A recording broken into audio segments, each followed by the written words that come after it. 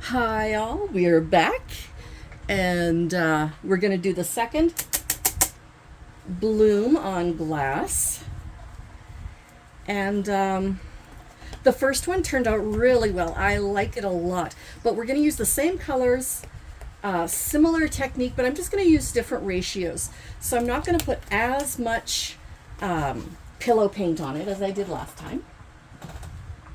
And I'm going to use more of the colors so that hopefully it's a more saturated look. So let me use some of that. There we go.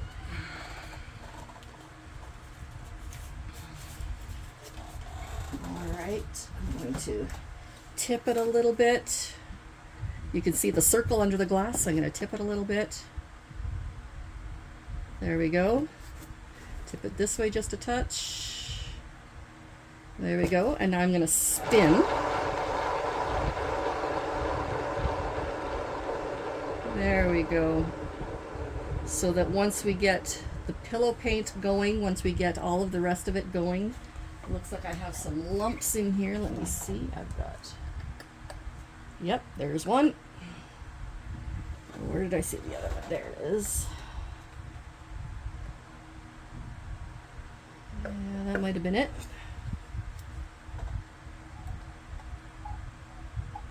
Yep. Okay. And it looks like I might need a little. I would rather overestimate the amount of paint that I need rather than underestimate, because frankly it's hard to add paint at the end. Okay.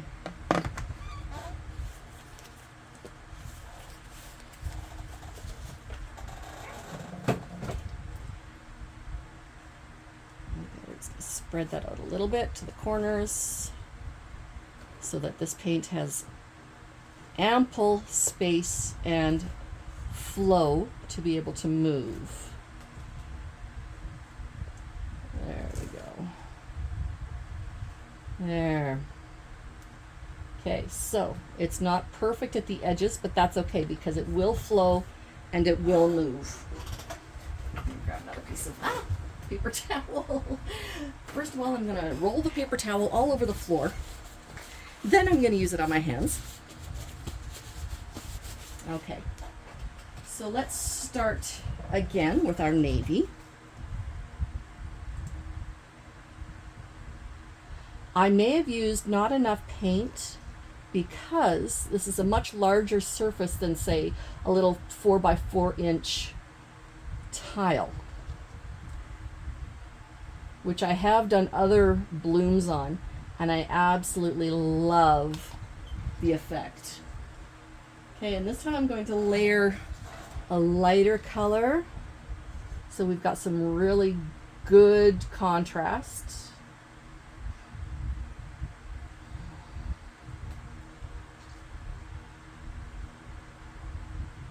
There we go. Let's do our purple because it is absolutely amazing. Love, love, love this deep purple, almost eggplantish type color.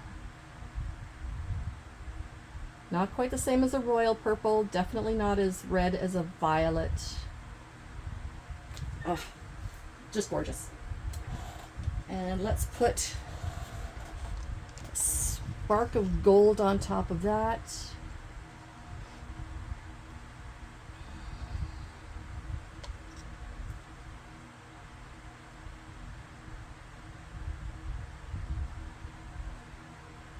Okay. People who do blooms on a very regular basis are probably shaking their heads going, "This is not a perfect circle," which frankly it's probably supposed to be. But I am just starting out with this, and I'm hoping that we're going to get just a really nice result, even with my imperfection. As I say on my channel, Something that drives me is perfect imperfection, and I just love it. So let's try this again.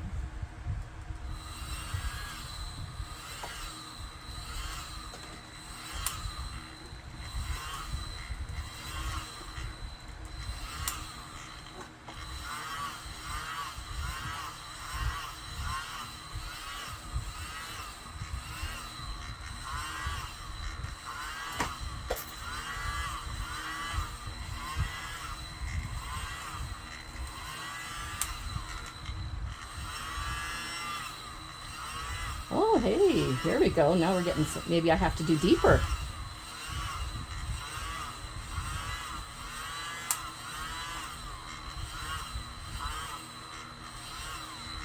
Okay, so we're going to let this sink for a minute. And yes, I'm seeing more in the middle, a little bit less light outside edge.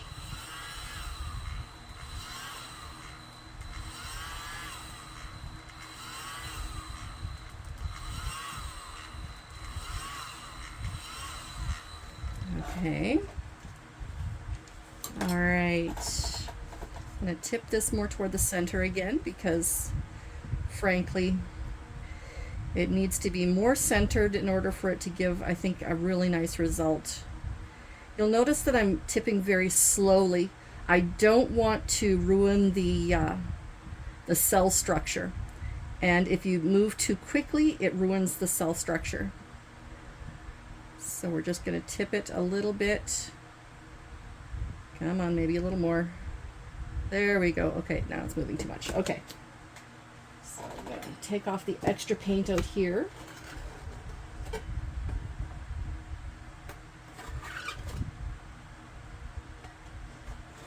For those of you who are sensitive to nails on a chalkboard, I apologize.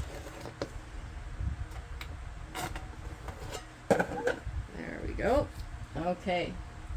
So let's spin this puppy and see what happens.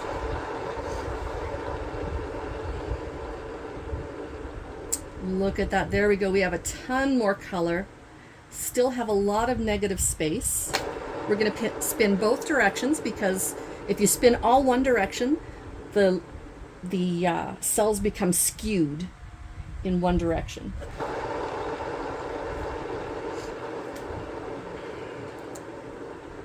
I have set up in the other room a larger spinner.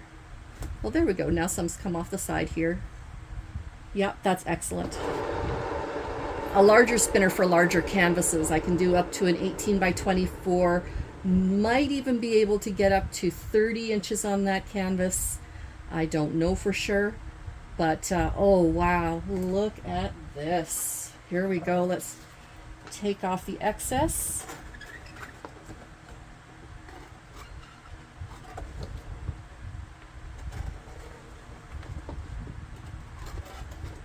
There we go. Yeah, I used a little bit more.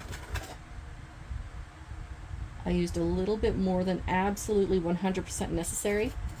But honestly, I'm glad that I did have that little bit extra of the pillow paint because I do like negative space. And I think it needed to move that much. So here you go. Here is Bloom on Glass number 2. I'm going to go set this to dry. And I don't know if I'm going to video any more today, but I will definitely give you the wet results. Well, here's the wet result. There it is. And I will wait for, fortunately, when you do this, it actually will dry relatively quickly. So in just a couple hours, I will be able to give you the dry result. And I will put them together so that I can do the whole video all at one time.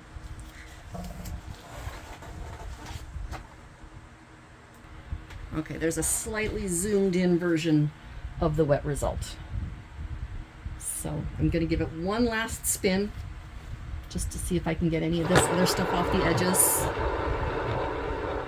See if there's any more movement. And she looks good. Okay.